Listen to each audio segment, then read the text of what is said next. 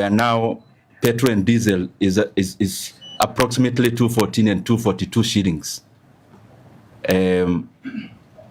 That is unprecedented, and it came as a shocker to many Kenyans, basically because the government had previously announced that the current fuel products in Kenya have been waived from the higher standards that we already had, and they permitted a higher component of sulfur, meaning we ought to be having cheaper fuel in terms of landed cost than previously, and especially given that the fuel that Kenyans are consuming now is of much lesser quality than previously. It is also important for us to know that the VAT that was reduced by government last month has not been felt by Kenyans because, as we are all aware, VAT is calculated as a percentage of the landed cost. But it is the landed cost that has been increasing. And therefore, when the numerator has been increasing, what Kenyans are paying in terms of VAT has been a moving target. Therefore, that also needs to be revised. The other thing that is very important to note is that we have seen government playing games with the fuel prices, and especially political games, out of a very serious matter that we should be all concerned about. That we see EPRA releasing their Gazette notice, but every time now we have been seeing the government belatedly coming with some shenanigans of trying to reduce some components way after EPRA has given their notice. As we are all aware, fuel products, and especially diesel, is an ascendant component when it comes to production, when it comes to transportation, and basically the entire facets of the economy. And therefore, when you give signals of increasing, all the other components adjust upwards, and they are sticky. That is why it is not right for the government to again then come back and purport to give some more guidance way after fuel had been increased. We saw that last month, and we saw immediately fuel went up. The other components of the economy went up consequently, and especially transportation cost. But when the government tried to, or purported to waive some components like VAT, we never saw those prices coming down because economic parameters and pricing are sticky. They are sticky. Going up is very easy, but coming down is never that easy. So it's always good for coherence when it comes to giving the guidance of prices, and for the government to always sit down. The government is one. One arm of government should not pronounce this thing today, the other thing yesterday, the other thing tomorrow. That brings in a lot of confusion to the economy. And again, the intended gains are not realized because prices upwards are always sticky in terms of when there are adjustments.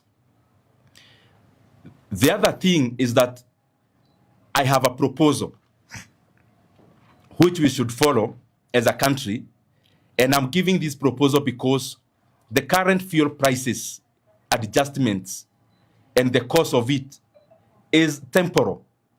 And all the other economies understand that this is a temporary situation. And therefore, any economy should be looking at not inflicting long-term crisis to the economy based on the current short-term decision making. So we have a choice to make as a country. Either we spend a little more money in terms of waivers and subsidies, and then we protect the economy going forward in the medium and long term, or then we become laissez-faire and we have a price to pay dearly in the medium and long term, economically speaking. The drastic fuel increment in terms of prices will hurt the economy of Kenya to tunes of hundreds of billions. But the amount we need to bring down the fuel prices is not even a fraction of that. It is too minute. And therefore, I believe that we should be looking at seeing how we can reduce the fuel prices now so that we arrest many other issues, including inflationary pressures that will be inevitable. And this is the proposal that I have, and which is easy. One, the amount Kenyans pay at the pump for distribution and margins of importers of fuel and retailers and wholesalers is around 22 shillings. I'm proposing that we reduce by 4 shillings. Wakipata shilingi 18 hawatafuga biashara. Kila mtu sasa lazima akaze mshipi. The second thing is that we must reduce our VAT further from the current 8% to 0. In the short term, we must exempt fuel products from VAT. And the third one is that we must do away with the road maintenance levy fund, Kenya shilling 7, that was added in the year 2024 by this government. I have gone further and tabulated the amount of money that Kenyans are going to save. And if we do those measures immediately, the fuel prices in terms of pump prices in Kenya will climb down to both of them below 190 shillings. That is diesel and petrol. Around 186 shillings for super petrol and 189 shillings for diesel. These issues, some of them need some involvement of parliament. And it is for that reason that I have already written to the clerk of the National Assembly of my intention to amend the VAT Act so that we exempt especially super petrol, diesel, and kerosene from VAT, and consequently make all those products VAT exempt and move them to the first schedule. The other thing is that I've already written to the National Assembly on the intention of amending the road maintenance levy fund by abolishing the 7 shillings that was added in the year 2024. Again, as I said before, this will give reprieve to Kenyans that the current diesel and super petrol prices should come down to around to below 190 for a liter of either. The other thing that maybe it is important for me to highlight, which is building up to that price, is also the subsidy. Diesel, as you saw in the circular, the added cost is higher. And for those prices to come to the ranges I'm talking about, we must also provision 5 billion Kenya shillings from the Fuel Stabilization Fund so that we reduce diesel by around 24 shillings. That is why the math is coming to around 189 for diesel. All those measures will stabilize our economy in terms of not have a very erratic inflationary pressures. And also we are going to have some stability in the medium and long term. Failure to do that, the price will be too high for our economy to bear. I also want to highlight 2 more things. One is that Kenyans are already complaining that the fuel products that are currently in the country seem to be adulterated diesel and adulterated with paraffin. Even when I sent this communication, I have received a lot of communication from Kenyans, clearly stating that the quality of fuel we have in Kenya, that clearly somebody is making a kill out of adulterating fuel products to make profit. I also want to request our leaders. This is not the time to make money out of the misery of Kenyans. I have been stating this and I want to repeat again. The G2G arrangement, Kenyans can now clearly see that it is a scam at best. And I want to state here again, the G2G arrangement is a kiosk for senior government officials. The same people you see claiming to reduce this or that are the same people who are the owners of G2G.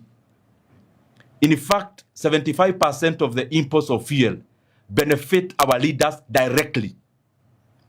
I'm requesting our leaders, now it is time to tame your greed.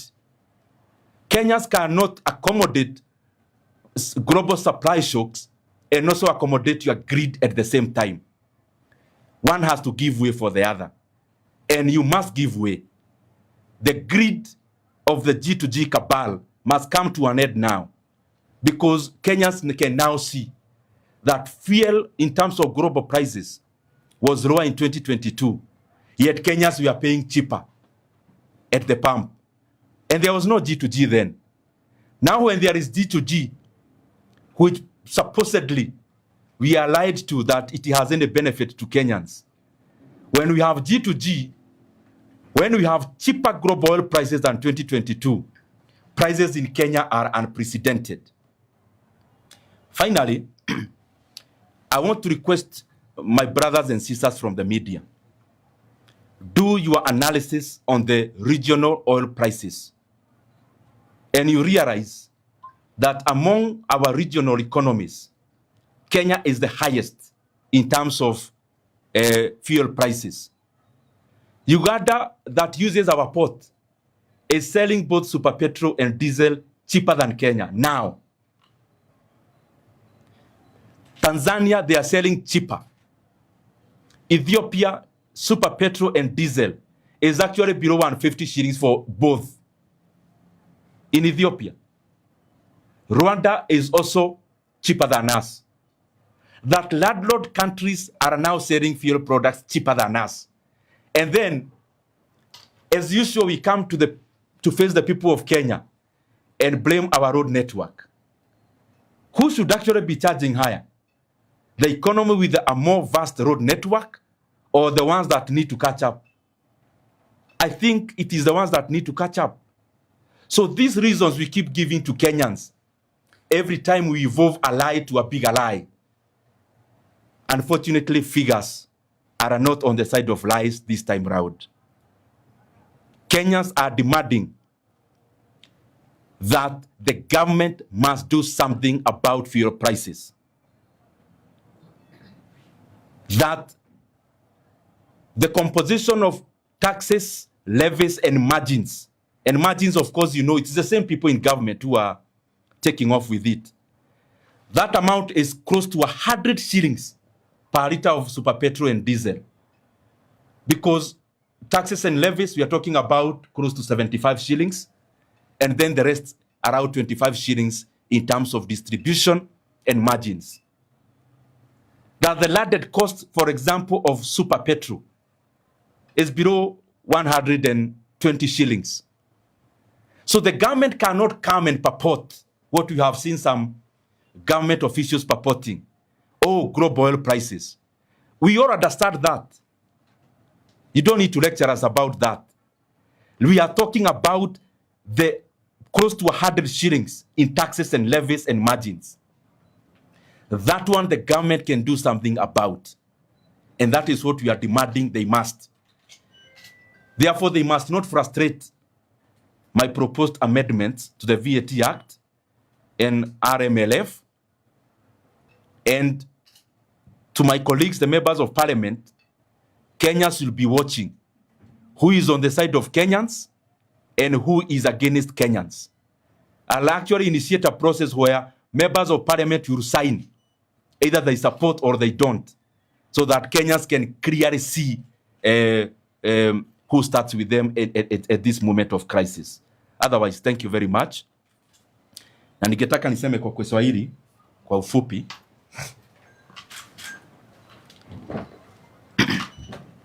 Felix, you wanted this to be close to? Okay.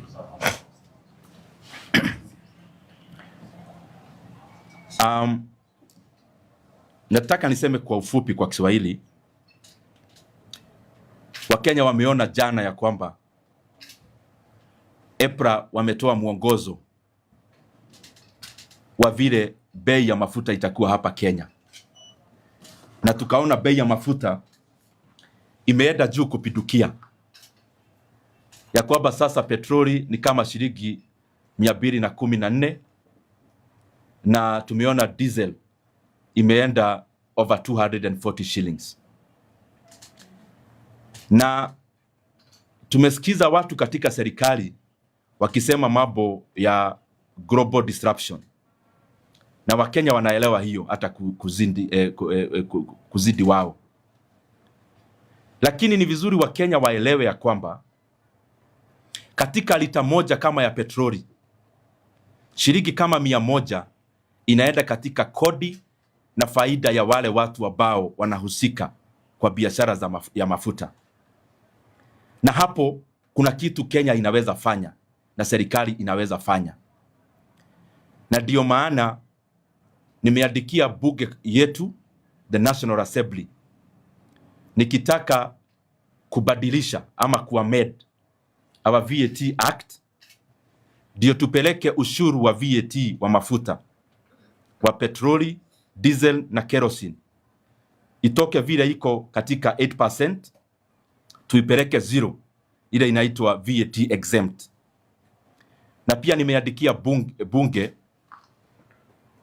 nikitaka kuteremsha road maintenance levy fund kutoka shilingi 25 ile inatozwa kwa sasa, tuondoe shilingi 7 ndio Wakenya wapate nafuu.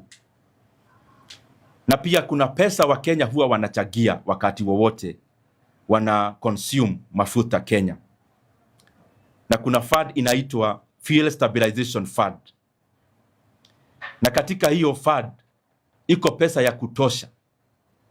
Na ndio nataka niulize serikali watoe bilioni nyingine 5 iende katika kusubsidize diesel, na hiyo ita subsidize diesel kama shilingi 24. Tukifanya hayo those 3 things, ya kwamba kupeleka ushuru chini ya VAT, pili levies kupeleka chini levies ya road maintenance levy fund na shilingi 7 ambayo iliongezwa na hii serikali mwaka wa 2024, na kutoa subsidy ama nafuu ya bilioni nyingine 5 ambayo already iko, tutakuwa tumeteremsha bei ya mafuta, na petroli itagharimu wa Kenya na pia diesel below 190 shillings. Tumeona ya kwamba bei ya mafuta Kenya ikilinganishwa na zile nchi jirani, bei ya mafuta Kenya ndio iko juu zaidi. Kenya iko juu ya Uganda, na mnajua petroli yote ama mafuta yote ya Uganda inapitia katika bahari yetu ama poti yetu. Hapa Kenya pia bei ya mafuta iko juu kuliko Tanzania, kuliko Rwanda na kuliko Ethiopia. Na kwa hivyo hii Kiingereza mingi tunapewa na viongozi, mambo ya road network na ingine, hiyo yote tunaelewa. Ile tatujaelewa ni kwamba kwa nini mafuta ilikuwa global prices ilikuwa juu mwaka wa 2022, ilikuwa juu kuliko sasa, na bei ya mafuta sasa iko juu Kenya sasa kuliko 2022. Hiyo ndio Wakenya hawaelewi. Lakini ndio Wakenya waelewe, ni vizuri wajue ya kwamba hii mpango tunaelezwa ya G2G, hiyo ni biashara na ni kiosk ya viongozi hapa Kenya. Nataka niulize viongozi wetu Wakenya, wakati Wakenya wanalia wakilipa nauri ya juu, inflation I'm sure itaenda juu mwezi wa Mei. Wakenya wakilia ati viongozi wetu wanasherekea faida. What kind of greed is that? Ya kwamba viongozi wamechaguliwa waongoze Kenya, ndio wenyewe wanaleta mafuta ya G2G hapa Kenya, na hiyo shilingi 6 ya margin ya importer inaenda kwa viongozi wetu wa hapa nchini Kenya. They must be very ashamed of themselves that you are elected to lead, but on the contrary wanaona ni vizuri wafanye biashara na mafuta. Walifaidika wakati mafuta ilikuwa bei ya chini, na sasa pia wanataka waendelee kufaidika Wakenya wakati Wakenya wanalia wakinunua mafuta. Let us put our greed down, dear leaders. Kama lazima utengeneze pesa, tafadhali tuondoe hii ulafi katika hii mambo ya mafuta. Na ya mwisho Hii yote tunaona wakati already Kenya imeagiza ya kwamba quality ya chini ya mafuta inaweza sasa kuwa inauzwa hapa Kenya. Wakenya walifikiria tukiteremsha quality pengine hata bei itateremka. Sasa Wakenya wanalia mara mbili, wanalia kwa bei ya juu na wanalia kwa gari zao kuharibika kwa vile sasa mafuta iko Kenya ni ya quality ya chini. Ni vibaya sana na ni lazima serikali wafanye kitu, and we are giving them a chance. Lazima mfanye kitu na sio tafadhali. Failure to that, we are going to communicate to Kenyans the next course of action, because we cannot continue kuangalia watu wachache wakiumiza wa Kenya, na especially when their hearts are not clean, especially when them themselves are involved in fuel business and especially in importation.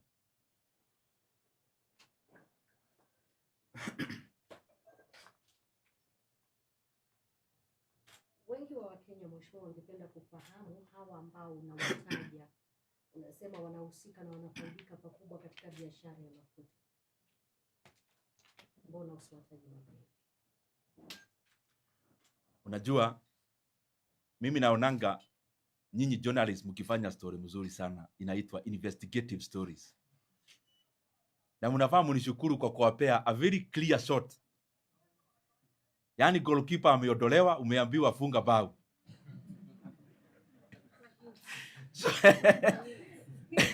Watu wanahusika na mambo ya mafuta, hata nikiwaangalia uso mnajua ni nani. Na hao watu hao peke yao ndio wameenda Turkana. Ile mafuta tulikuwa tunafikiria ni ya kufaidi watu wa Turkana na wa Kenya, pia huko wameenda na wakaiba yote, wakanyakua.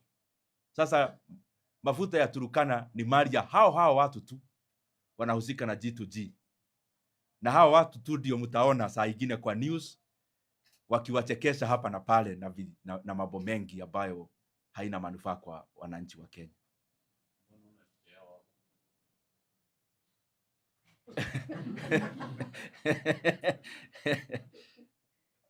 Yes.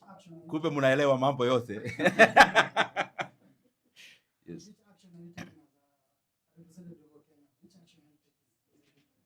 I said that and I'll actually be giving you. Ni vizuri kuuliza. Yes. You said you contact Kenyans. Yeah. Before you contact Kenyans, are you taking these things to parliament directly? No. Ni vizuri aulize tafadhali. Yes. Ndugu yangu, nilisema ya kwamba already nishaandikia bunge na nitawapea barua ya kwamba nataka kuamend the VAT Act Cap 476 ambayo itateremsha VAT hapa Kenya from 8% to 0, making it tax exempt, especially in the medium term. Na ni vizuri niseme, mimi naelewa kama mwanauchumi ya kwamba Kenya inahitaji hizi fedha za VAT. Kenya needs these revenues of VAT. And the more the reason, I am proposing this as a short-term intermediary measure, so that at least tugoje mambo stabilize, ndio tena Kenya inaweza endelea kucollect your revenue. Lakini in the meantime, we have to do a trade-off. Is either we give in to some money and especially subsidy and reduce VAT and RMLF. Either we do that, which is less costly, or then we let the economy move into a crisis by escalating and especially diesel prices to levels that are unprecedented, and especially given that diesel is an ascendant input in every production that we do in this country. So nishaandika hiyo barua na tutakuwa tunafanya hiyo marekebisho. I have a question. Yeah. How do you connect the current situation with now the proposals that are in the finance bill and the effect thereof in the economy? what we actually thought, and I remember, Gojiri, you asked me that there is a question you asked some time back about this proposal of pay, because all that this is doing is to raid into the pockets of Kenyans. So this is raiding, because anywhere you pay higher prices for consumption, your pocket is getting raided. On the other side, Kenyans expected that the government will shape up and at least reduce pay as they had purported to do. Unfortunately, they are developing cold feet, but we'll do our best in parliament to make sure that that is done. So there is a lot of correlations, and especially when it comes to raiding the pockets of Kenyans. Yeah. And I do understand that we should also be speaking directly to the common man. Yes. This is all about the future. But then what concrete assurance would you give them, keeping in mind that we're used to such conversations just ending here, Yeah. there's political boardrooms, and nothing gets to be done in the long term. Then how would you speak to the common man who should be watching you this afternoon? That's a very good question. And I will need assistance of Kenyans in moving these amendments. Because what usually happens when we have these kind of progressive amendments, the proponents of government are called to sabotage it.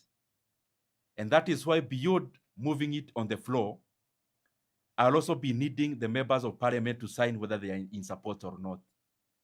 And Kenyans must force all the leaders to support these progressive amendments, because it is for the benefit of everyone, including those who may be wanting to not to support it.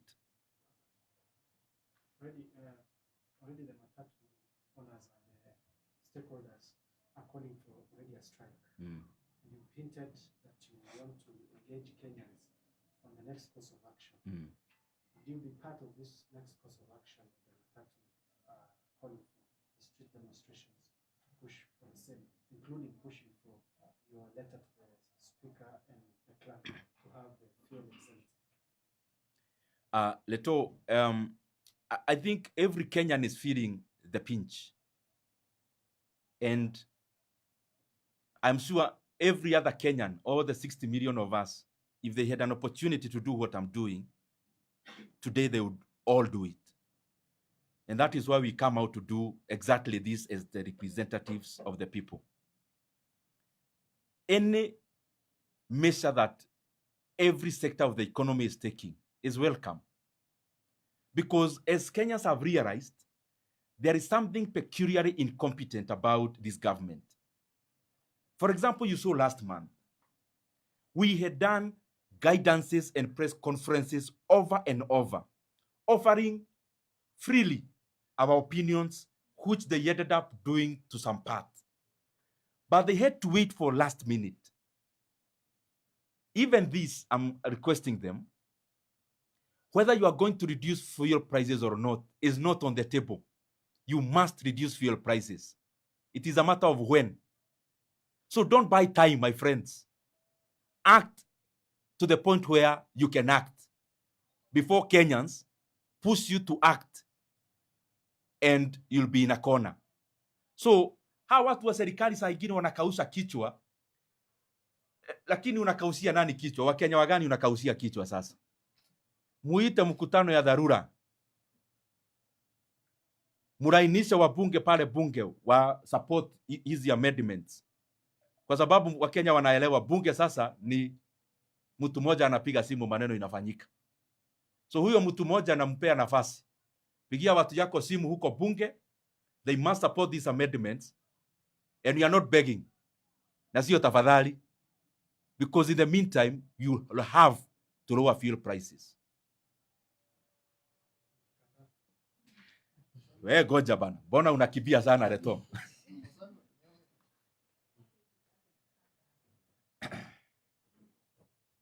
Ninaona mmetosheka ama mmemwizwa na mafuta namna hiyo. Tunaenda maandamano. No, we are going to announce what to do. Yes. Okay, nimalize. Yeah, so wacha niseme tu kwa ufupi sana so that we don't keep the others waiting. Wambere ni gucokia ngatho ni undu wa guka kwanyu na Akenya ni marakarite muno ni undu wa kuona muthenya wa ira ati thirikari gutire handu irameciria ati thirikari irenda kuongerera kana ni irongereire already bei ya maguta ati riu petrol yumage ciringi 214 na diesel makiria ma ciringi 242. Iyo niyo bei kana kuongererwo kwa bei ya maguta na njira ria nene muno tuonete kwa kahinda karia tukoretwo April kiruta wira ucio. Na ni wega Kenya mamenye bei ya maguta Kenya niyo iguru muno kuringithania na mabururi maria maturigiceirie.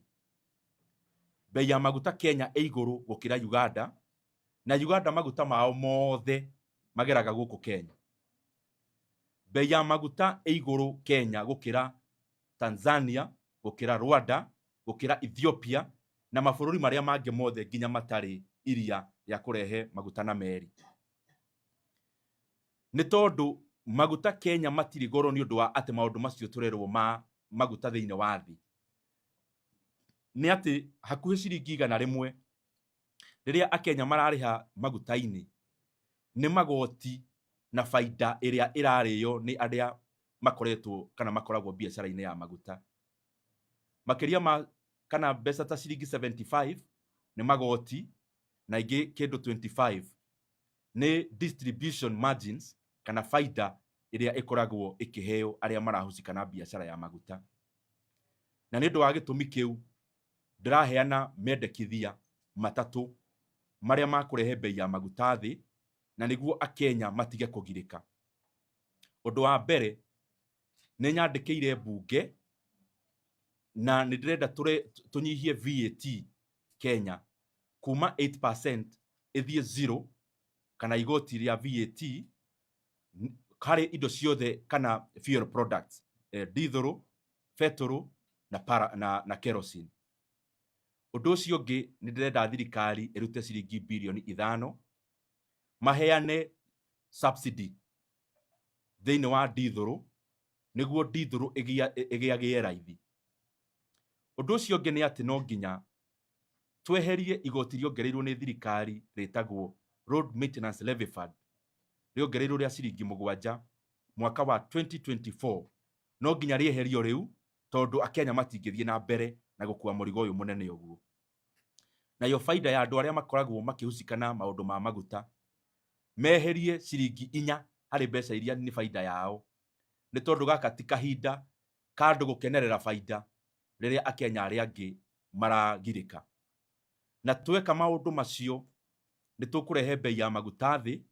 In fact mangika maundu macio diesel na ni propose ite uhoro ucio diesel igakorwo kiuma ciringi 187. Sorry, super petrol igakorwo kiuma ciringi 187 nayo diesel igakorwo kiuma ciringi 189. Na maundu maya already ni nyandikiire bunge maria marabatarania gucenjio kwa watho niguo twambiririe mitaratara ya gucenjia watho wa kurehe bei ya maguta thi tondu twarekereria maguta magie na bei ino ya iguru muturire ni ukurituhira andu aingi muno na andu a Kenya oriria aingi ao already methi riu ningi marenda gukinyiririo thi makiria ni thirikari na tutigwitikira uhoro ucio hanike. Na wa muico uhoro uyu twiragwo wa G2G wa andu kurehe maguta kuma Saudi Arabia na United Arab Emirates. Akenya ni wega mamenye ino ni biashara ya nene ya bururi na nio mararia faida riria andu a Kenya mararia thina. Gwenda kuria tongoria itu gaka ti kahinda kandu kuiga nda ciao mbere, no nginya mweherie ukoroku maundu-ini maya ma maguta ati ciringi 6 iria Mukenya arariha iretwo ati import margin nĩ mbeca irathiĩ mũhuko wa atongoria bũrũri ũyũ wa Kenya. No nginya manyihanyihie muoyo ũndũ ũcio, tondũ gaka rĩu ti kahinda ga kwĩyenda, nĩ kahinda ga gũthaitĩra andũ a Kenya, tondũ nĩ kahinda materĩgĩte kuona hĩndĩ ĩngĩ. Erokamano, tuende hapo. Yes,